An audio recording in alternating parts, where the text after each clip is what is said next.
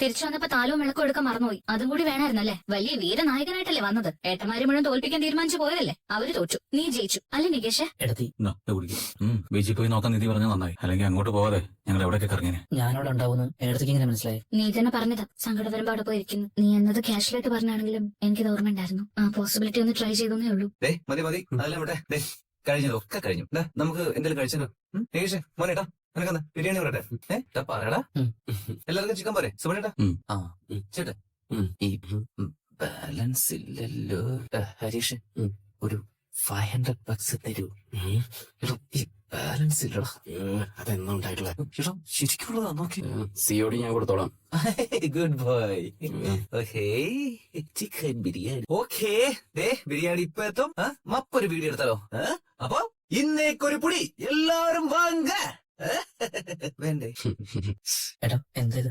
അല്ലടാ രാത്രി മനസ്സപ്സെറ്റായിട്ട് നീ ഞാനും പേടിക്കണ്ട, ഞാൻ ഓടി പോകില്ല. നിങ്ങളൊക്കെ എന്തുമാത്രം വിഷമിച്ചു ഞാൻ കണ്ടതല്ലേ. ഞാൻ ഇനി എങ്ങോട്ടും പോകില്ല. ഒരു നിമിഷം ഞാൻ നിങ്ങളുടെ സ്നേഹമൊക്കെ മറന്നു. സോറി സുഭാഷേട്ടാ. ഞാൻ അയക്കാം. വേണ്ടേട്ടാ, അത് അവിടെ തന്നെ കിടന്നോ. കൂട്ടിക്കെട്ടി ചേർത്ത് നിർത്താൻ ഒരാളെപ്പോഴും കാവലായിട്ടുള്ളത് ഒരു സന്തോഷമുള്ള കാര്യമില്ലേട്ടാ. ഇതോടെ കിടന്നോട്ടെ. ചേട്ടൻ കിടന്നു. അവിടെ ഇരിക്കാം, കഴിക്കേ. വേണ്ട കഴിക്കേ. എന്താടാ നീ ഇനി ഓക്കെ ആയില്ലേ? ആലോചിക്കുന്നോറും സഹിക്കുന്നില്ല ഏട്ടത്തി. ഇത്ര നാളെ ഏട്ടന്മാരെല്ലാം സ്വന്തമാണെന്ന് വിചാരിച്ചത് പെട്ടെന്ന് അവരുടെ അമ്മയില്ല എന്റെ അമ്മ എന്ന് അറിയുമ്പോ താങ്ങാൻ പറ്റുന്നില്ല. എനിക്ക് നിന്റെ അവസ്ഥ മനസ്സിലാവും. എത്രയും കാലം സ്വന്തമാണെന്ന് കരുതിയതൊന്നും അങ്ങനെ അല്ലാതെ മനസ്സിലാവുമ്പോ എനിക്ക് 100% മനസ്സിലാവും. പക്ഷെ നീ വേറൊരു തരത്തിൽ ആലോചിച്ച് നോക്കിയേ. നീ ഇപ്പൊ മാത്രം സത്യം മനസ്സിലാക്കിയത്. അവർക്ക് 3 പേർക്കും അത് എത്രയോ മുൻപേ അറിയായിരുന്നു. എന്നിട്ട് എപ്പോഴെങ്കിലും നിന്നോട് അവരങ്ങനെ പെരുമാറിയിട്ടുണ്ടോ?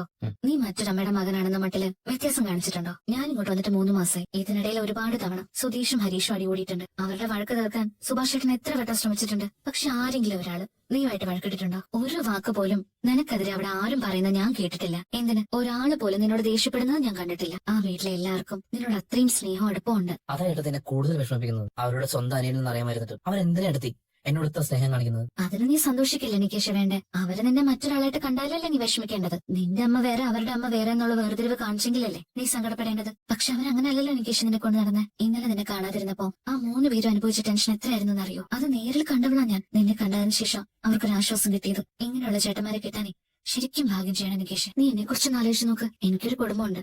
അവരില്ലാതെ ഞാനില്ലാതെ അവരില്ലെന്നായിരുന്നു 3 മാസം മുൻപ് വരെ എന്റെ വിചാരം. എന്നതല്ലേ ഇപ്പൊ മാറിപ്പോയില്ലേ? അവർക്ക് എന്നെ കാണുന്നതോ മിണ്ടുന്നതോ ഇഷ്ടമല്ലാതായില്ലേ? ഇത്രയും നാളുകൾ എന്റേതെന്ന് കരുതിയ കുടുംബം ഇപ്പൊ എനിക്കില്ല എന്ന് തിരിച്ചാലോചിച്ച് നോക്കിയേ. ഒരു അന്യ പെൺകുട്ടിയായിട്ടാ ഞാൻ നിങ്ങളുടെ വീട്ടിലേക്ക് വന്ന് കയറിയത്. ഇപ്പോഴും നിങ്ങൾക്കും എനിക്കും എന്ത് ബന്ധാന്ന് ചോദിച്ചാൽ എനിക്കിപ്പോഴും അറിയില്ല. പക്ഷെ നിങ്ങൾ എന്നോട് എത്രമാത്രം സ്നേഹം കാണിച്ചു, എത്ര കരുതലോടെ എന്നെ നോക്കി. ഇപ്പോഴും നോക്കിക്കൊണ്ടിരിക്കുന്നു. ഞാൻ വീട് വിട്ട് പോകാൻ തീരുമാനിച്ചപ്പോ നീ സങ്കടപ്പെട്ടത് എങ്ങനെയാന്ന് എനിക്ക് ഓർമ്മയുണ്ട്. അതിന്റെ കാരണം എന്താ? പരസ്പരം സ്നേഹിക്കാൻ കഴിയുന്നതിന് രക്തബന്ധത്തിന്റെയോ സ്വന്തം ബന്ധത്തിന്റെയോ കെട്ടുറപ്പൊന്നും വേണ്ട നികേഷ്. സ്നേഹത്തിന്റെ മുന്നിൽ എന്റെ നിന്റെന്നൊന്നുമില്ല. നമ്മളേ ഉള്ളൂ. ആരും നമ്മളെ സ്നേഹിക്കുന്നുവോ തിരിച്ചവരെ അതുപോലെ സ്നേഹിക്കുക. നമ്മോടൊപ്പം സന്തോഷത്തോടെ ജീവിക്കുന്നവരുടെ കൂടെ നമ്മൾ സന്തോഷത്തോടെ ജീവിക്കണം. അതിൽ കൂടുതലൊന്നും ഈ ജീവിതത്തിൽ ആലോചിക്കേണ്ട കാര്യമില്ല നികേഷ്. നിനക്ക് ഞാൻ പറഞ്ഞ മനസ്സിലായോ?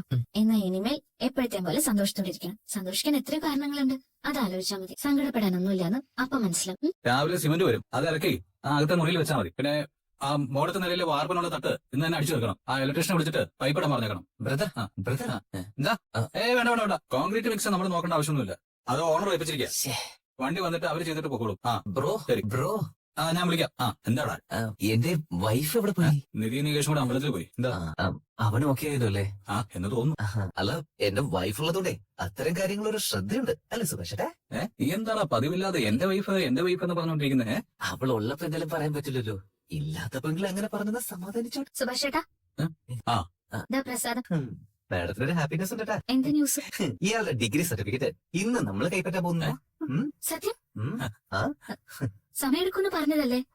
Maximum 2 weeks. പക്ഷേ അതിനു മുമ്പേ കിട്ടാൻ സാധ്യത ഉണ്ടെന്ന് പറഞ്ഞിരുന്നില്ലേ? പിന്നെ ഈ സുധീഷ് ഇടപെട്ടത് കൊണ്ട് VIP പരിഗണനയിൽ അത് നേരത്തെ കിട്ടിയെന്ന് കരുതിയാൽ മതി. ഇത് നുണയല്ലല്ലോ അല്ലേ? എന്താ നിധി ഇത്? അങ്ങനെയല്ല. അവർക്ക് അങ്ങനെ തോന്നിയാൽ അത്ഭുതമൊന്നുമില്ല. നീ തന്നെ വരുത്തി വെച്ചല്ലേ? അപ്പൊ ഇതങ്ങനെയല്ല.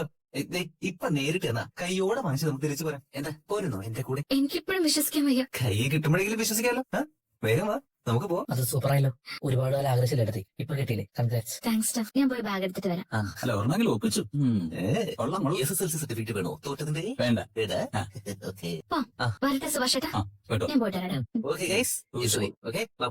ഉച്ചയ്ക്ക് എനിക്ക് ഞാൻ ബിരിയാണി ഓർഡർ ചെയ്തേ. അല്ലെങ്കിൽ ഞാനിന്ന് പോകണ്ടെന്ന് വെച്ചാലോ? നമുക്ക് 2 കൂടെ പുറത്ത് പോയി കഴിക്കും. സുഭാഷേട്ടാ, ഞാൻ ഓക്കെയാണ്. ഇനി പോകുന്ന ടെൻഷൻ ഒന്നും വേണ്ട.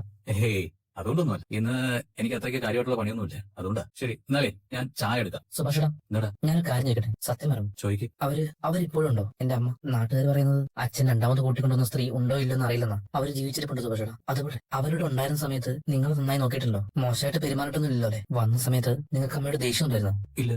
ആർക്കാരും ദേഷ്യം ഉണ്ടാവും. ആദ്യമൊക്കെ എന്നോട് നിങ്ങൾക്ക് ആ ദേഷ്യം തോന്നി കാണൂലേ? എപ്പോഴാ പിന്നെ ഞാൻ നിങ്ങളുടെ സ്വന്തം തോന്നി തുടങ്ങിയത്? ഒരു കുഞ്ഞ് ജനിച്ച് വളർന്ന് വലുതാകുമ്പോ അതിന് തന്റെ ഓർമ്മകൾ വീണ്ടെടുക്കാൻ പറ്റുന്ന ഒരു പ്രായം ഉണ്ടാവും. പരമാവധി 2 വയസ്സ് മുതലുള്ള ഓർമ്മകളെ അതിനുണ്ടാവും. എന്റെ അക്കാലത്തെ ഓർമ്മകളിൽ ഞങ്ങൾ നിന്റെ സ്വന്തം തന്നെയല്ല നികേഷ്. അല്ലാതെ എന്തെങ്കിലും തോന്നൽ നിനക്കുണ്ടായിട്ടുണ്ടോ?